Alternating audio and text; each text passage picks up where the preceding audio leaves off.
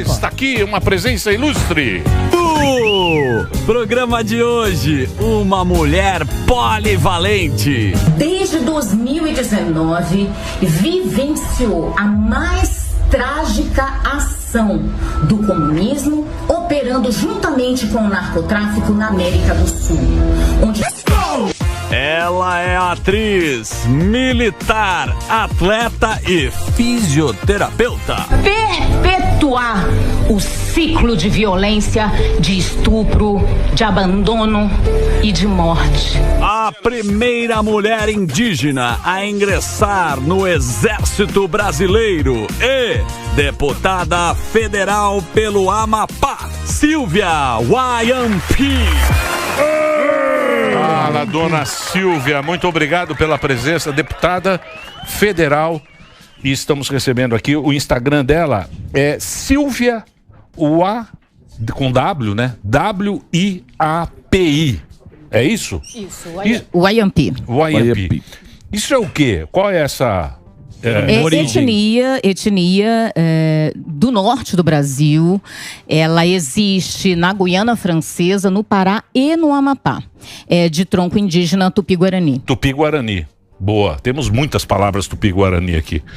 Eu queria aproveitar para dar um presente lá do meu estado. Opa, é comigo mesmo. Quando eu anunciei que viria aqui, eu falei com o Mel do Quilombo. É um quilombo chamado Mel da Pedreira. E eles produzem um mel específico. Boa. Mel do Quilombo. Esse mel, ele é produzido no meio do mundo. Mel de Uruçu. Isso, e é feito de abelhas sem ferrão. Olha só, então, caramba. é um projeto desenvolvido por quilombolas no Amapá. E justamente pelo fato de ser no meio do mundo, acredita-se que pela questão da latitude e longitude, ele tem um potencial magnético curativo. Aí sim, hein? Que beleza, hein? Alguns produtinhos das nossas cooperativas do estado do Amapá, do sistema OCB. O que é o sistema OCD? É um sistema de cooperativas, né? Aí tem o chocolate que é produzido no Amapá. Tudo meu? Tudo seu. Então você vai falar que não vem não, gordão. Não quer comprar essa cola. Aqui, ó, chocolate. Então, os Mas chocolates... isso é o quê? Isso aqui é o índio que faz? É a região? Isso, são as comunidades tradicionais da região. São as castanhas produzidas na região. Essa é boa. E aí sim. Meu, olha essa castanha. Essa você compra uma por dia. Essa é a crua. Isso. O gordo quer comer. Não vem não. É tudo meu. Põe o melzinho. Nossa. E por falar em potencial curativo do mel da pedreira, eu trouxe também um produto que é produzido apenas no Amapá pelos quilombolas da região, que é a gengibirra. Aí é pra nós. A gengibirra é uma bebida afrodisíaca. Esse tem que dar pro Emílio. Aí pro Emílio não serve. Ele é E aí você pode experimentar e já pode até sentir, né, esse potencial utilizando ali já com a pele ereta. Isso aí, ó. Vai meter o melzinho e aí, Ô, deputada, Vai e como é que... o melzinho, né? O que é? a gente birra pra você aí, ó. Hoje matou tudo. Ó, é o sistema OCB. Tá aqui, ó. São as cooperativas, né, do estado do Amapá. E são elas que produzem todo esse material. Quem manda são as ONGs que estão lá no Hyde Park em Londres. Sim. Diz que índio aqui não manda nada. Tomando um Negroni a turma. Diz que vocês não mandam nada. Quem manda aqui, quem manda são as aqui são os europeus. E o que mudou na história do Brasil? Exato. Boa. Nada mudou. Nada mudou. Desde a colonização, eu digo assim, quando os desbravadores aqui chegaram, eles trouxeram consigo uma ciência chamada navegação, a bússola. Sim. E com eles também trouxeram uma tecnologia chamada pólvora, arma de fogo. Certo. Então, com essa ciência e com essa tecnologia, eles foram desbravando, entrando no Brasil, dominando, segregando, isolando e matando povos. Sim. Aos poucos que sobraram, permaneceram isolados. Mas por que esse isolamento? É preciso entrar na história.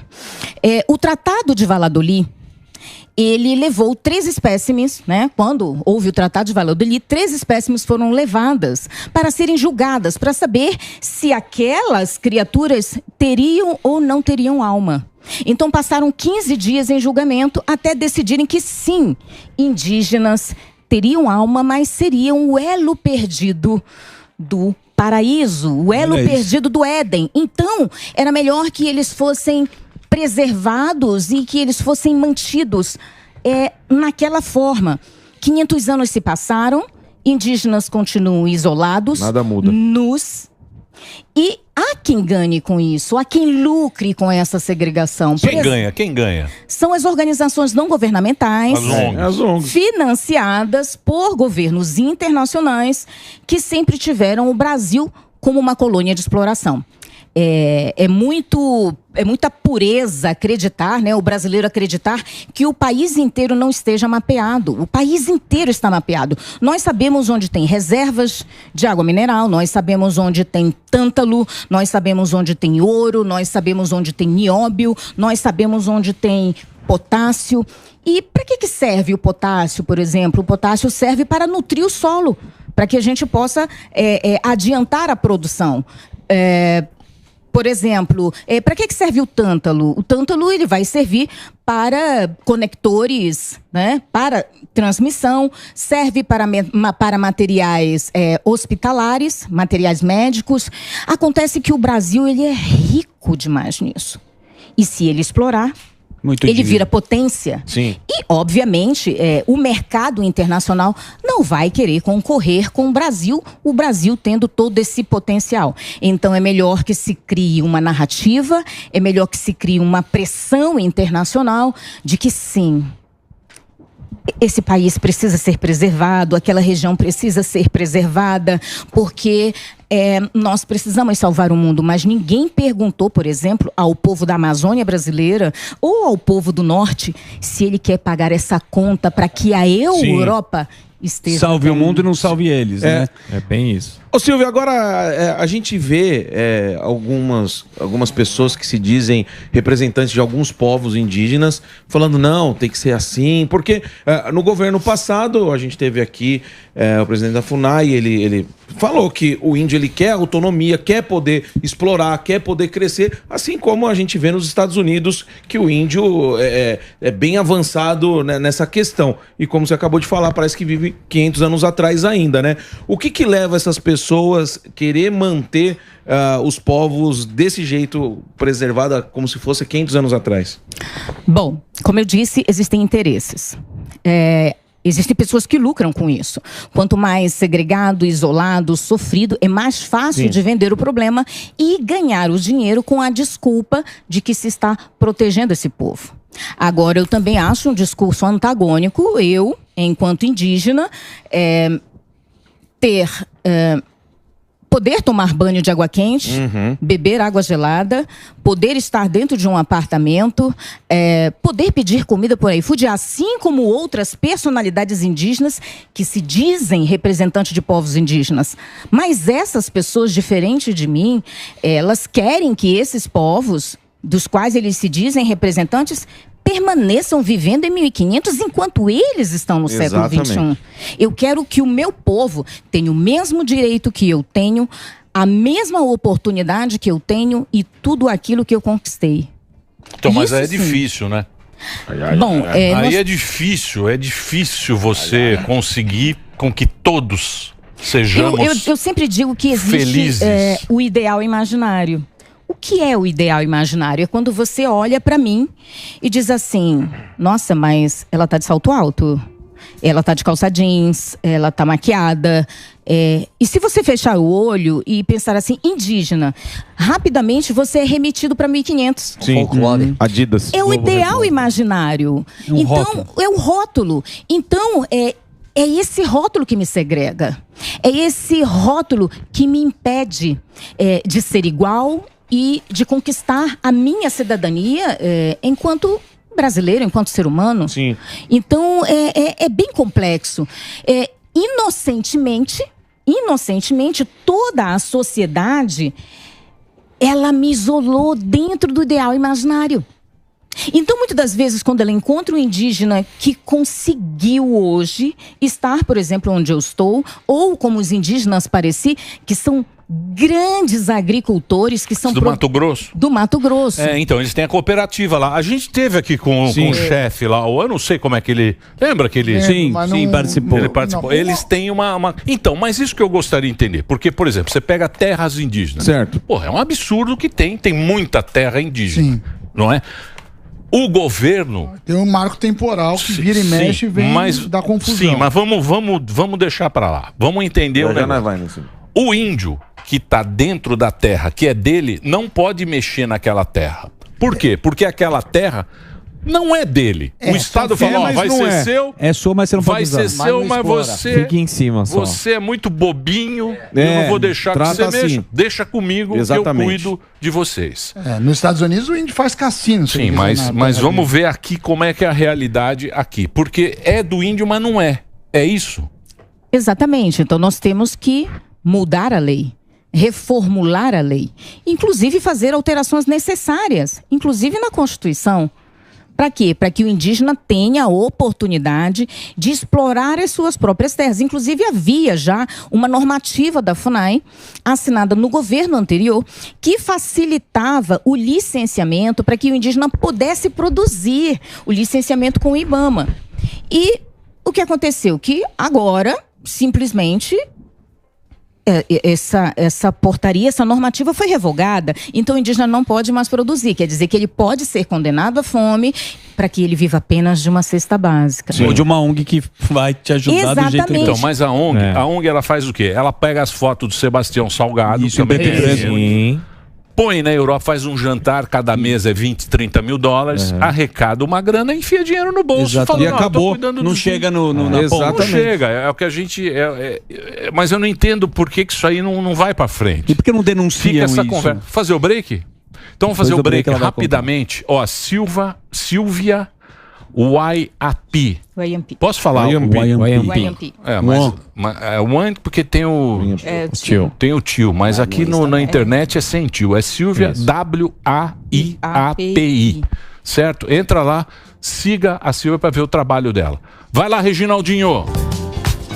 Queria fazer uma pergunta para a deputada. Como foi que você quis tomar a frente desse tema e ir para a política para tentar resolver esse problema? Você foi contaminada por essa narrativa que todos ali que queriam explorar eram os colonizadores, que o Brasil não tinha que mexer no solo, etc. Como foi a tua descoberta, a tua epifania desse tema e como é que foi entrar na política para mostrar para as pessoas a diferença que tem de toda essa narrativa? Educação, escola. Quando eu cheguei na escola, eu era bem pequena, as pessoas olhavam para mim e diziam, nossa, uma verdadeira brasileira, uma índia de verdade.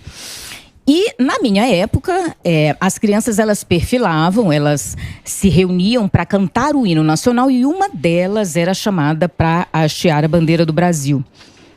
E na época, pelo fato de ter sido impregnada com o entendimento de que eu seria a verdadeira brasileira e eu queria hastear a bandeira do Brasil e eu não podia. Só as crianças brancas e as crianças não indígenas é que podiam fazer isso. E aquilo foi me martirizando. O indígena não podia hastear a bandeira? Não. Mas por que isso aí, tá? Não.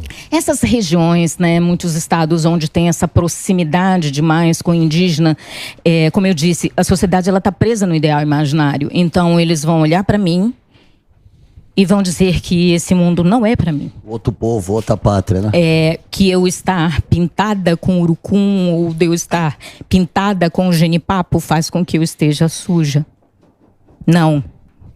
É o nosso modo de vida, é a nossa forma, inclusive, de proteger a nossa pele dos insetos. E esse sentimento que me foi colocado de eu ser a verdadeira brasileira e não poder fazer aquilo igual as outras crianças, cultuar aquele símbolo máximo do meu pertencimento, fez com que eu olhasse para aquela bandeira e jurasse para ela que custasse o que custasse, um dia eu hastearia a bandeira do Brasil e um dia o meu país sentiria orgulho de mim. Então, eu saí do meu estado aos 14 anos para ser menina de rua no Rio de Janeiro. Eu enfrentei a miséria, o abandono, virei atleta profissional e só virei atleta porque fui estuprada na rua. E eu tentei correr do meu agressor. Em suma, após o sequestro e o assassinato do meu marido, eu passei 3 anos de grande desespero e fome com os meus filhos e estudando. Passei para a Marinha, passei para o Exército e dentro do Exército eu pude hastear a bandeira do Brasil nos Jogos, militar, né? Nos Jogos Mundiais Militares, e foram 30 anos para realizar um sonho. Então eu sempre fui muito esforçada porque eu queria que o meu país sentisse orgulho de mim. E eu estudei tudo que me era possível, até ser convocada pelo ex-presidente, né, para fazer a sua transição de governo. E logo após eu assumi como secretária nacional de saúde. Bolsonaro? Sim. Diz que matou lá todos os índios lá, pô. O responsável. E por incrível que pareça, foi o primeiro presidente a convocar um indígena, uma mulher indígena, para fazer a sua transição de governo. Então tudo aquilo, depois de 2018, depois de 2019, é cópia. É cópia. Então, até porque outros governos tiveram a oportunidade e não o fizeram, porque na realidade nunca acreditaram no nosso potencial. E acabei sendo nomeada secretária nacional de saúde. E como secretária nacional de saúde, eu identificava alguns desvios e comecei a atuar em cima deles. E com essas atuações, eu acabei uma vez sendo feita refém e sofri 2 tentativas de assassinato. Caramba. Então, por conta disso, eu entendi que na política muitas coisas aconteciam de ruim porque o cidadão de bem deixava de colocar o seu nome à disposição da sociedade. Então, eu entendi que eu podia fazer a diferença e coloquei o meu nome à disposição da sociedade. Retornei para o meu estado, coloquei o meu nome à disposição e fui eleita. É uma vocação, ó. Tô tirando um papelzinho. Obrigada. Deixa eu te falar uma coisa. O que você acha dos movimentos, por exemplo? Pô, legal, hein? Tua história é muito emocionante. Legal, parabéns. Legal, não, emocionante. E a educação salva, que foi o estopim aí então, de mas tudo, pra você como a Alba ver perguntou. Boa pergunta. que o que conta mesmo é a pessoa, ela ter a... Ela querer. Isso é meritocracia, isso Não é adianta- atrás do teu negócio, não ficar dependendo do Estado. Eu só queria Pois não. acrescentar o seguinte: tem muitas pessoas que falam sobre vítimas da sociedade para justificar o crime. Eu sou vítima da sociedade todos os dias. Quando a sociedade me julga, quando a sociedade me condena ou quando a sociedade duvida de mim. Eu conheci a violência na rua, eu conheci o abandono. Na rua eu poderia ter sido uma delinquente, mas eu escolhi. Eu escolhi. Então eu não acredito em vítimas da sociedade. Não acredito. Porque você tem a capacidade de escolher que você não quer fazer aquilo, que você não quer fazer parte daquilo. Mas é mais fácil transferir a responsabilidade da Exato. sua vida para os E outros. o governo finge te dar uma ferramenta que, na verdade, é conveniência para ele. O que você acha do movimento Sem Terra? E agora também estão investigando quem que está financiando o movimento, já que a gente falou também dessa parte de terras, que você entende tão bem. Olha, é muito claro que o que querem é criar o caos, né, no país. Criar o caos no país com uma bandeira do qual ele possa criar essas instabilidades e brigas, atritos entre grupos. Mas isso eu vou chamar de estratégia e método. Bom, você consegue criar essa instabilidade e você financia essa instabilidade. Quanto mais segregado, sem educação, sem conhecimento acadêmico, esse povo estiver duelando entre si, é mais fácil dominá-lo. É ignorância, né? Então, assim, você cria grupos, né? E existe, óbvio, financiamento para isso. Nós somos um país com uma extensão continental enorme e cheio de riquezas. Então, quando, por exemplo, você avança no seu negócio e eu não posso permitir que você avance no seu negócio, que é o que tem acontecido com o agro brasileiro, né? Durante a pandemia, o agro brasileiro alimentou praticamente metade do mundo. Essa era uma pergunta. Então, eles oferecem algum risco às terras indígenas, o agro? Porque essa é uma narrativa que pode jogar para um dos lados. Você vive isso. Tem algum risco o agro na terra indígena? Não, não tem. Não tem. É uma narrativa. Até porque a Constituição de 1988 garante que todas as terras ocupadas por indígenas é do indígena. Sim. Então, nenhuma propriedade, nenhum avanço de qualquer um que esteja mal intencionado, perpetuará. Até porque é muito difícil você chegar com maquinário, instalar, etc., nessas regiões. Por exemplo, na região amazônica. É praticamente impossível, até porque a questão do acesso é muito complicada. Então, ninguém, até por uma campanha internacional, feitas inclusive por incautos brasileiros lá fora, dizem que você não pode consumir nada produzido em terra indígena. O Boquinha de Chibio, que é o nosso Boquinha. Da tribo Boquinha. Se você soltar ele ali, se você soltar na floresta, ele não dura meia hora. Em meia hora você não dura. O Leonardo DiCaprio sabe tudo. Você vai ver o Largados e Você sabe que tem uma história, o presidente Roosevelt, ele veio pra cá, né? O Roosevelt velho. Sim. Não o Roosevelt. Teodoro. Isso, Teodoro, o velhão. Última geração. Aí ele veio lá, aí fala, pô, tem o Rio Madeira. Era o Rio Madeira, uns rios que não estavam no mapa ainda. Puta, o cara quase foi pro saco. Então, Putz, malária. Ali não é pra qualquer um. Pra amadora. E deixa eu perguntar pra você, e esse negócio, você é do Amapá, né? Tem um negócio lá da Petrobras, lá de furar e tal, porque na Guiana os caras vão furar. Você tá ligada, né? A Guiana foi o lugar que mais assim, porque lá tem petróleo e os caras sacaram que petróleo vai ser um negócio, né? Você gosta aqueles ventiladores lá, eólico. Aquilo lá não funciona, hein? Como não? Funciona. Aquilo, bicho, cada bagaça daquela, caro pra... você não sabe o que gasta pra fazer aquilo. Gasta mais do que o petróleo. E a manutenção também. Não, quebrou, não tem. Quebrou, já era. Mas é uma alternativa. Fica lá. Então, o que você acha disso? Você acha que vão acabar? Porque agora o Lula já disse que não, tem que furar mesmo, vamos furar. Olha, a não autorização para a pesquisa ou exploração do petróleo naquela região é um atentado contra a soberania nacional. As pessoas que dizem não, ou as instituições que dizem não à exploração do petróleo, elas atuam contra o Brasil e contra a dignidade do povo brasileiro. Como assim? Basta um pouquinho de entendimento, ou puxar um pouco de geopolítica, que nós vamos ver que o Amapá ele faz fronteira com a Guiana Francesa. Quem tenta interferir todas as vezes nas decisões do Brasil em relação à exploração do seu território? Macron. Obviamente, o parlamento da França, nós estivemos conversando com Nicolas Dupont, que é um deputado da França, e ele, conversando com a gente, falou que a França estava já discutindo no seu parlamento a proibição que o Brasil não iria explorar o petróleo na região e que eles estudavam a proibição da exploração do petróleo na Guiana Francesa, porque eles teriam medo que a Guiana decretasse a sua independência. Portanto, se decretasse a sua independência, eles perderiam a sua base de lançamento de mísseis, que fica em Kourou, na Guiana Francesa, onde muitos países na Europa pagam para que eles possam fazer o lançamento dos seus mísseis naquela região. Latitude e longitude é o melhor local para lançamento de mísseis. E é fronteira com o Amapá. Obviamente, por conta de várias características naquela região mineral. Sim.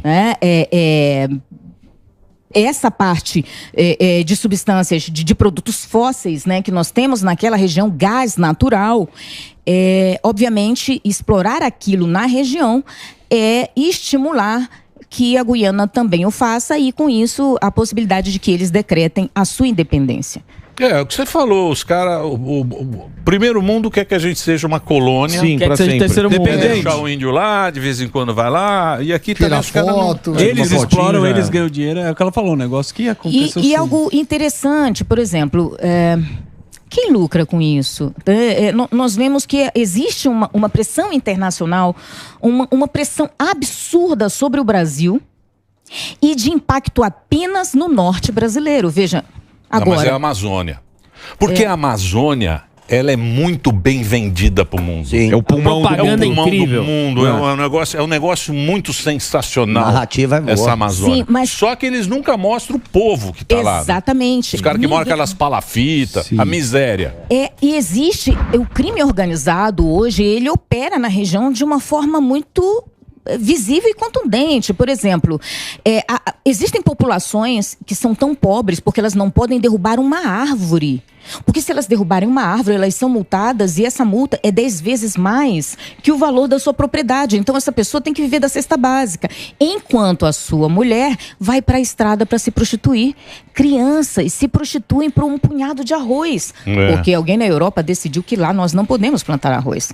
Ainda pouco... E no quintal dele tem um mogno que vale $10 mil, uma tora. Exatamente. Quanto ao crime organizado, por exemplo, é algo muito trágico. Eu vou falar do meu estado, do Amapá, mas eu sei que isso repercute no norte brasileiro inteiro.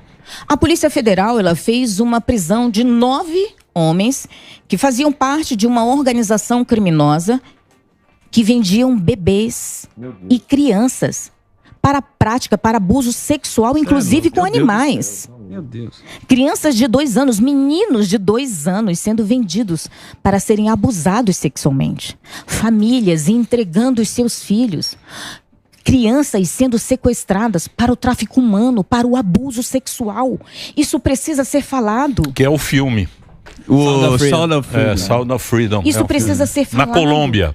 Porque aí você tem estimulando a pobreza na região, estimulando a segregação desse povo e a não exploração de suas potencialidades minerárias na região, você tem exatamente uma outra moeda que eles precisam para tráfico de órgãos, para a prática sexual abusiva. É estratégia e método. Só o Brasil que não está vendo isso? Mas Ô, Silvia, agora a gente voltando a falar essa questão da educação, o povo, de modo geral, o povo brasileiro deixou meio de ser tonto, falar o bem da verdade, né? De acreditar na grande mídia e tudo mais. Eu queria saber a sua visão do indígena. Ele também cansou dessas promessas? Sempre vai alguém, vai lá, dá um tapinha nas costas, promete uma coisa, promete outra. O povo indígena também já tá de saco cheio e cansou disso daí? E você tá vendo algum tipo de levante para que mude efetivamente as coisas por lá, não? Sim, muitas comunidades indígenas, elas têm começado a querer produzir as suas próprias terras. Por exemplo, nós temos a Copraiba, que é uma cooperativa de mais de 20 povos indígenas, em que eles se auxiliam de várias localidades do Brasil. Nordeste, você tem povos do Norte. Por exemplo, os suruís estão plantando café. Uhum. Nós temos vários indígenas que estão produzindo no país e que querem liberdade. Eles querem liberdade econômica. Ninguém mais quer viver preso em 1500, vendo toda uma sociedade avançar, estar no século XXI e nós presos no passado. É uma sacanagem. E, deputado, como é que desfaz essa narrativa? Porque a gente vê, o negro, quando ele não concorda com o movimento, ele é o capitão do mato. Aí o indígena, ele é o vassalo do colonizador. Como é que tira Ou então ele não é mais indígena. Isso, ele não é mais traiu o movimento. Ele não é mais indígena. Então, por exemplo, o fato de eu não concordar com essa política de segregação, o fato de eu não concordar com essa política imaginária, né, que eu tenho que viver em 1500 pelada, não proferindo bem a língua portuguesa, sendo mantida como um ser desprotegido e que precisa de proteção o tempo inteiro, isso faz com que eu seja atacada. Não só eu, mas a minha família. Por exemplo, meu irmão está estudando em Santarém, passou para fazer geografia para uma universidade pública e está sendo ameaçado por outros indígenas porque é meu irmão. Nossa. Então, assim, falaram, nós vamos expulsar você da faculdade. Eu falei, não vão expulsar você. Então, atacam o emocional de indígenas, tentando tirar dele a única coisa que eles têm, que é o seu pertencimento, que é a sua identidade. Veja, a história, ela nos negou tudo. Nos negou tudo. Por um ideal imaginário. Agora, no momento em que você não concorda em continuar preso no passado, não, então você não é indígena, porque você fala bem o português. Então, mas isso aí é uma coisa que a sociedade brasileira vai ter que se resolver. Que a escravidão, não, vai ter que se resolver. Dívida histórica, como é que é? Tem um nome, né? É um negócio que a sociedade brasileira vai ter que se resolver. Exatamente, vai ter que se resolver. Mas olha como a sociedade... Mas é muito esquisito. Mas vai ter que se resolver. Vou dar um exemplo. Quando eu falo... Porque um não pertence ao outro. Mas o governo, por exemplo, um governo de esquerda, ele se apropria desse discurso discurso dessa pauta, que é o caso, por exemplo, do Yanomamis lá. Estavam passando fome, estavam morrendo. Isso no governo anterior. E nesse governo parece que é a mesma coisa. Nada mudou. O que você acha? Por que cria essa narrativa desse governo e se de fato eles fazem alguma coisa? Olha, não adianta nós fazermos um alarde e não mudarmos a situação de um povo. Por exemplo, é preciso que a sociedade entenda que a questão da fome não é só nos Yanomamis, é em vários povos. Então, colocaram como tema principal, mas isso ocorre em vários povos no Brasil. Né? Por exemplo, quando chove. Quando chove, a caça não sai, nem o peixe. Então, muitos indígenas, eles têm que coletar. E se não tiver esse material, por exemplo, na mata, eles não vão coletar nada e não vão comer nada. Então, muitos, por exemplo, algumas organizações se aproveitaram e começaram a levar um pouco para o lado dos Yanomamis, já que entrou em tema. Os Yanomamis consomem um cogumelo sanomá, um cogumelo. E esse cogumelo é muito proteico e é rico naquela região. Só que esse cogumelo passou a ser vendido. Então, chove, não tem caça. Chove, não tem peixe. Você vai tentar coletar o cogumelo, não tem cogumelo, porque o cogumelo já foi coletado e está sendo vendido por organizações não governamentais. Tá num risoto em Paris agora com azeite. Os Yanomami, eles fazem uma cachaça boa, meio de... umas malocas, tem uma cachaçinha que é feita, acho que é meio de mandioca, o negócio fica... Opa, deputado, fica daqui a pouco nem a cachaça. Ô, deputada, tem muita gente, o que é isso aí? O que é, Dedê? Pera aí, pô. Assessor, recados do assessor. Recados do Dedê. Ó, o Dedê. Deixa eu só falar mais uma vez, eu vou passar o seu Twitter. Tá todo mundo apaixonado por você. Ela é demais. Mas é justamente esse negócio que a gente tem, né? Porque o Brasil é tão grande, né? O Brasil ele é tão diversificado. O Brasil é um lugar muito, né? Muito grande, muito cheio. E as pessoas não estão te conhecendo agora, muita gente. Então vou passar para você a rede aí da Silvia. Ela é deputada e está aqui hoje conversando com a gente. Tá aí, ó, Silvia WAIAPI. WAIAPI. Pode seguir, por favor. Por essa importância, é que nem a gente falou que agora não é dia do índio, né? O Gueré até me lembrou aqui que tem um dia, povos originários do dia. Não deveria, então, pela importância que vocês têm na nossa vida, ter um dia ou uma matéria cultural no colégio pra a criançada aprender desde lá o respeito, a vida, o que é, como vive, e não só colocar um cocar e ficar dançando no pátio da escola? Exato. Já existe uma lei, que é a Lei 11.645, que ela obriga o ensino da história e da cultura indígena nas escolas, né? Mas há pouco tempo eu já ouvi dizer que não podia mais nem se comemorar o Dia dos Povos Indígenas, que achavam que essa coisa de colocar o indígena com um cocar ou ensinar as crianças sobre a cultura dos antepassados seria... uma apropriação cultural e uma prática de preconceito. Então, assim, as pessoas problematizam, elas criam problemas, elas criam narrativas que fazem com que os povos indígenas tenham mais dificuldade ainda de alcançar essa autonomia necessária. Então, eu gostaria muito que todos os povos indígenas no Brasil tivessem tido a mesma oportunidade que eu tive para estudar, mas que não tivessem tido o mesmo sofrimento. Mas você saiu de lá e foi atrás, né? Você foi correr atrás. Mas agora você digo que eu fui desafiada, né? Então, mas agora você está devolvendo isso, mostrando aqui para todo mundo, mostrando e trazendo um pouco dessa sua história. Eu acho engraçado, por exemplo, ele comentou sobre o marco temporal, exato, né? Que vira e mexe. Que vira e mexe, cai na voga. E a sociedade, muitas vezes, ela é pega de surpresa e muitas das vezes incauta, ela acaba comprando uma narrativa sem entender o que acontece. Então, explicar para a sociedade brasileira o que é o marco temporal é a Constituição. A Constituição foi considerada um marco na história, onde ela, por meio do artigo 231, reconheceu a nós, povos indígenas, e dedicou a nós um capítulo inteiro, falando sobre o respeito à nossa cultura, sobre o respeito à nossa identidade, sobre respeito ao nosso pertencimento.